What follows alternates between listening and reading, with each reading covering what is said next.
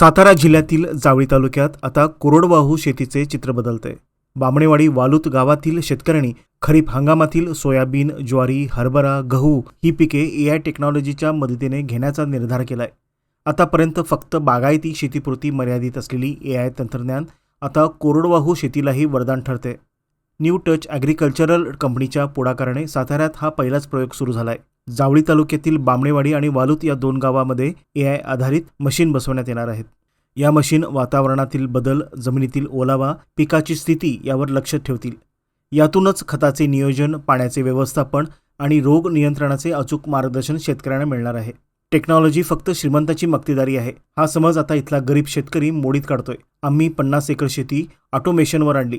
एका क्लिकवर सगळं नियोजन होतं। पाणी कधी द्यायचं, खत कधी टाकायचं हे मोबाईल सांगतो। उत्पादन 30% वाढलं।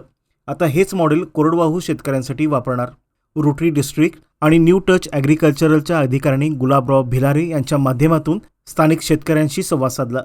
गुलाबरावांनी स्वतःच्या 50 एकर शेतीत एआयचा यशस्वी वापर करून दाखवला। त्याच धर्तीवर आता कोरडवाहू क्षेत्रातील सोयाबीन, ज्वारी, बाजरी, गहू या पिकासाठी तंत्रज्ञानाचा वापर होणार आहे। पावसाचा भरोसा नाही, पण आता मोबाईलवर सगळं कळणार म्हटल्यावर हायसं वाटतंय। खर्च कमी होईल आणि माल जास्त निघेल अशी आशा आहे। सातारा जिल्ह्यातला हा कोरडवाहू शेतीतील एआयचा पहिलाच प्रयोग। बागायती शेतीचं तंत्रज्ञान आता डोंगरदऱ्यातील कोरडवाहू शेतकऱ्यांच्या बांधावर पोचेल। यामुळे उत्पादन वाढेल, खर्च कमी होईल आणि शेतकऱ्यांचे जीवनमान उंचावेल असा विश्वास व्यक्त केला जातोय। नमस्कार, माझं नाव रमेश बाबदे, सोबत माझे मित्र सहकारी अजय पाडळे।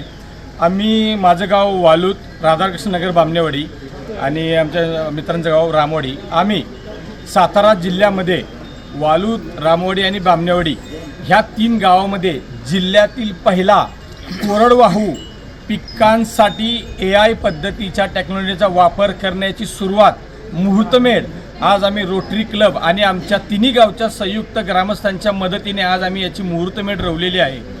एआय फक्त बागायती पिकांसाठी आणि उच्च ज्यांची पैसेवाल्यांची शेती आहे यांच्यासाठीच वापर न करता आज माझे सगळे गोरगरीब कोरडवाहू शेतकरी आहे यांना सुद्धा एआय शेतीचा कसा वापर होईल याचा सगळं पूर्ण मार्गदर्शन आज आम्ही घेतलेलं आहे आणि देण्याचा निर्धार केलेला आहे।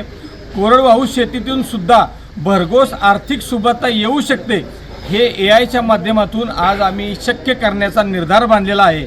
आणि असं जर झालं, एआय माध्यमातून सोयाबीन, गहू, ज्वारी, त्याचबरोबर अजून काय जे काय कोरडवाहू पिकं असतील यांना एआय टेक्नॉलॉजीचा वापर करून आम्ही भरघोस उत्पन्न वाढीसाठी सर्व शेतकरी कटिबद्ध राहण्यासाठी आज आम्ही पूर्ण ताकदीनिशी आज याची मुहूर्तमेढ रवलेली आहे। जिल्ह्यातील जावळी तालुका हा पहिला आणि तालुक्यातील वालूत, बामणेवाडी आणि रामवाडी हे पहिलं गाव एआय टेक्नॉलॉजीचं कोरडवाहू पिकांसाठी उपयोग करणारं पहिलं गाव होऊ शकतं हे असं आज आम्ही थोडंसं याची आम्ही सुरुवात करीत आहोत।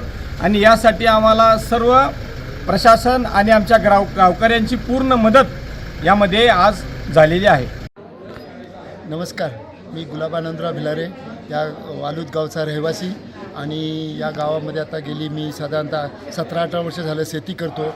आणि या परिसरात मला असं लक्षात आलं की वालूत, राधाकृष्णनगर, बामणेवाडी, रामवाडी असेल, इथे जे काही अजून शेतकरी आहेत ते त्याच्यामध्ये ते जे काय खरीप आणि रब्बी हंगामात जे काय पीक पाणी घेतात त्याच्यामध्ये आता हे जग आधुनिक कसं होत चाललं आहे याच्यामध्ये त्यांना जसा फायदा कसा होईल या दृष्टीने मी त्याच्यासाठी प्रयत्न करत आहो। आणि सातारा जिल्ह्यातील मला असं वाटतं की एआय टेक्नॉलॉजीचा वापर करून हा पहिलाच उपक्रम असेल असं मला वाटतं आहे।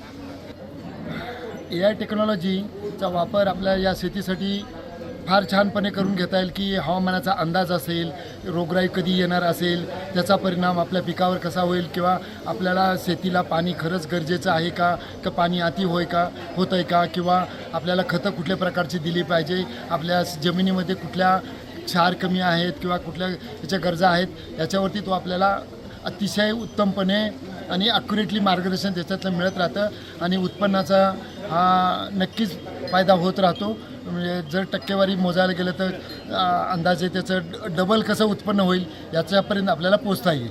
या एआय टेक्नॉलॉजीवरती ह्या आमच्या परिसरामध्ये अजून तसं पाण्याचा पुरवठा तसा कमीच आहे, त्यामुळे या आमच्या परिसरात सोयाबीन, ज्वारी, गहू, हरभरा या पिकावरती मॅक्सिमम कसा त्याचा फायदा करून घेता येईल या टेक्नॉलॉजीचा याच्यावरती आम्ही विचार चालू ठेवलेला आहे आणि याच्यावरती अतिशय पुढं उत्तम लेवलने आम्ही करणार आहोत.